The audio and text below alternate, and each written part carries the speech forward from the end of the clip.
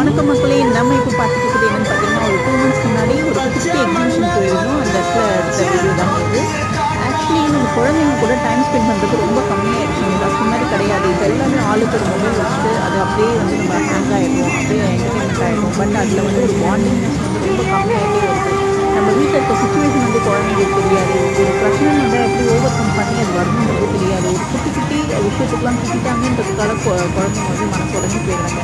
So அதுக்கான காரணம் யாருன்னு பார்த்தீங்கன்னா நம்ம தான். ஸோ இதுலேருந்து நான் ஒரு குட்டி குட்டி ஸ்டோரி வந்து போடலாம்னு இருக்கீங்க. எப்படின்னா குழந்தைங்க வந்து நம்ம எப்படி வந்து ட்ரீட் பண்ணணும், எப்படி வளர்ந்தா அவங்க எப்படி அவங்களோட ஃபியூச்சரில் வந்து ஸ்டேபிளாக இருப்பாங்கன்னு ஒரு குட்டி குட்டி விஷயம் தாங்க. நம்ம வீட்டில் இருக்கிற ஒரு சின்ன ஒரு விஷயத்தை கூட நம்ம ஷேர் பண்ணணும். பெரியவங்களுக்கு வந்து நம்ம ரெஸ்பெக்ட் பண்ணணும்.